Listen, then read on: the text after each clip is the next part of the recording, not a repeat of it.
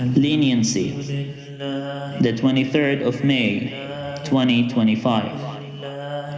A sheikh was just talking about the scenes of the Judgment Day, when believers and disbelievers would be given their books of deeds.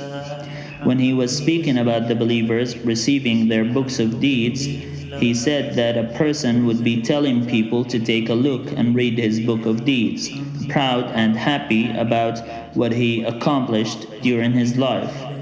I thought it would not really be a time in which a person should be happy about these things, showing off among his friends and family. God was angry, wrathful, and upset with humanity that he chose to destroy everything that he created. On that day, God is described as being as wrathful as he had never been before.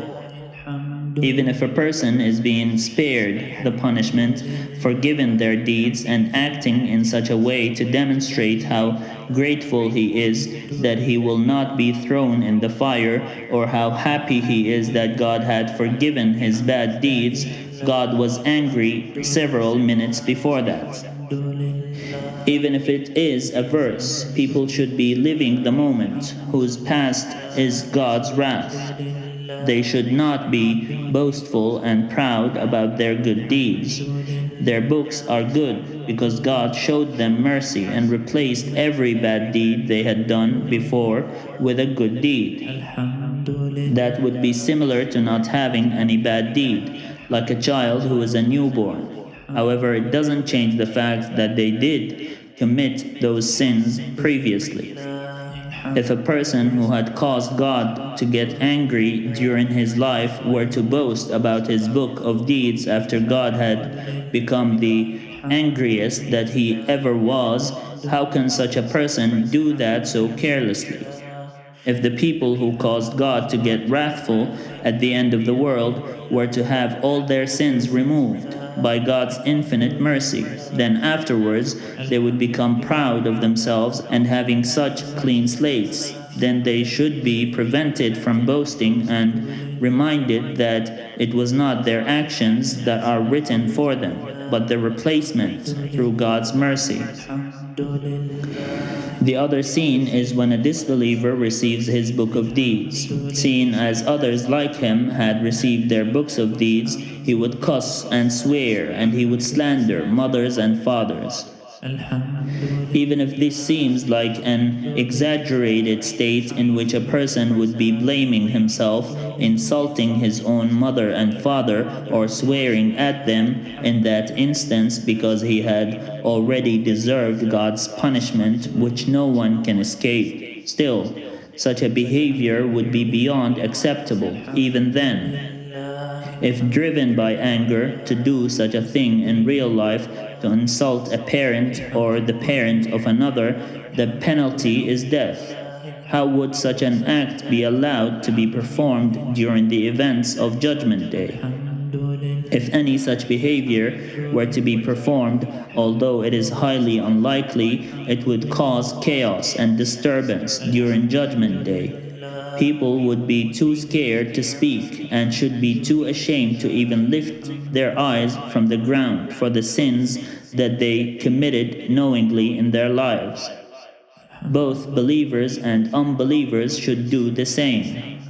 Every person is a sinner, no matter how righteous they try to become.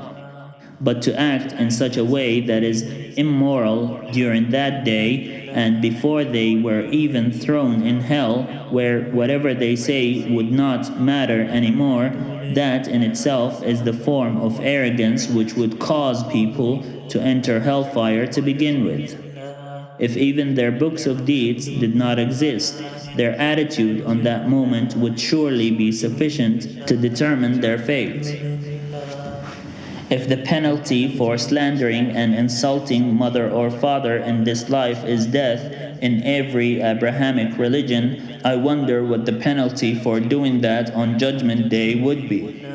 Even though I doubt any person would be able to utter a single word about their book of deeds if they were sentenced to punishment. The Quran states that when a disbeliever receives his book of deeds, he says, "I wish I were sand," which means that he wishes he had died like the animals before, turning to sand as they died. He wouldn't be cursing and slandering anyone. He would lament knowing the fate that awaits him. There is no description more precise than God's description about Judgment Day. The 24th of May, 2025. I am sorry for making you uncomfortable, my friend, I say, yet you still have doubts about me. I do not trust you, I was told. Would making me an object of focus make it a better endeavor? Why are you concerned about the writing? I am asked. I don't know, I reply. God doesn't forget. There's no running away from that or from any kind of punishment. I write. Even if having me as a center point of discussion, even if I have written every line or if I make such references, at least I know that I am being spoken to. Even if every line contained a reference to me, which I try earnestly to avoid in my writings, I do not want to be at the center of it. Even if it involves only the things that I have been taught, the process of it matters. He spoke through writing, he spoke through sound, he spoke through music, he spoke and frowned. Will you tell me to leave you? I would never. So proud. Om. Will you do it? Do you want me to do it? Yes. Okay, I will do it, but after I finish. Finish what? Life. That's the first option out of no, after I finish what I'm currently working on.